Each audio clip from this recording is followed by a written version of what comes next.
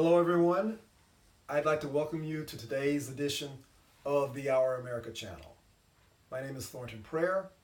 I'm a citizen, a patriot, and I care very deeply about our country and the direction we're headed in. Today, I'd like to talk about what I call a very simple test. And the test is, how do you balance your morals with your politics?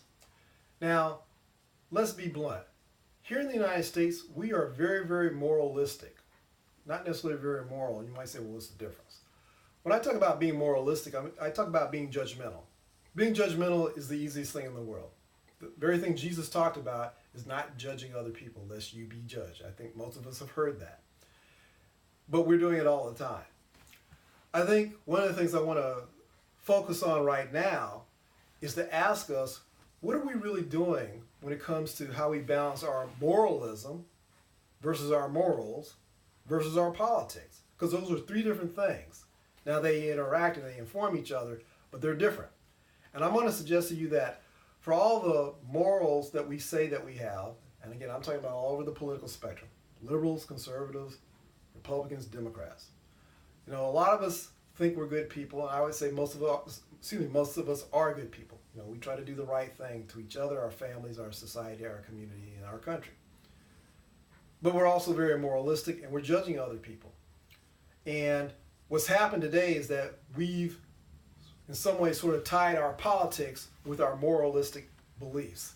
And so the question, the test I want to go back to is that, are you allowing your judgmental beliefs to influence your political thoughts, beliefs, and behaviors, and blasting people on, quote unquote, the other side, whoever the other side is, while dismissing the same kind of nonsense that may be going on your side? Take political figures who have affairs, okay?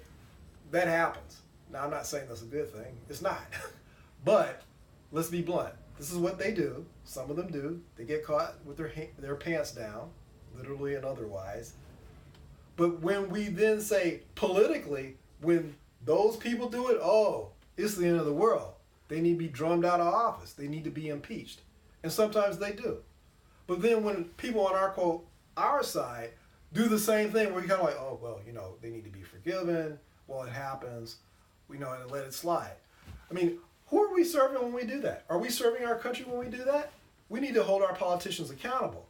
So if you're on the one hand claiming that, oh, those people are evil when they engage in behavior that our morals and our moralism, our judgment say is bad, and then we kind of let that stuff slide when someone on our side do it, quote unquote our side, then we're not accomplishing anything other than to tear each other apart and to tear this country down.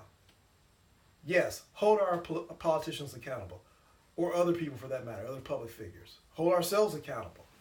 But when we kind of slide and slip and kind of let things go one way or the other, depending on who's doing it, then basically it's a joke.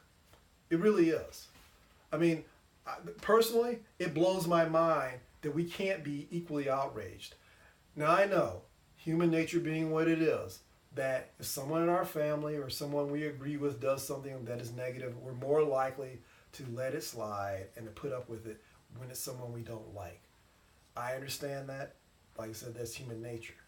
But if we're going to be judgmental as much as we are and raise all sorts of, pardon my language, hell about what other people are doing, and then we're completely silent when people that we agree with or like are doing the same thing, that's not going to work. To me, that's like saying you got a car and you got a tire that's flat on one side, and you're saying like, well, the car can't run because you made the tire flat. My idea is I'm going to flatten the tire on the other side. Then you got two flat tires, and the car is even in worse shape. So if you're serious, I mean really serious, about trying to make this country better, trying to make this country work so that we all benefit, let's not play these moralistic games. Let's pass the simple test, which is to hold ourselves accountable, to hold our politicians accountable, and by the same token, demand that people on our side, because this is the hard part, when people on our side, however we define our side, engage in ridiculous or immoral behavior, that we hold them accountable to the same extent to people we hold on the other side. Yeah, I know it's easy to make compromises. People are making a lot of moral compromises today. But who's really winning? Nobody, except a few people who want to seize power. I'm open to any thoughts, comments, questions, or suggestions. That's it for today. Thank you again for watching today's edition of the Our America channel.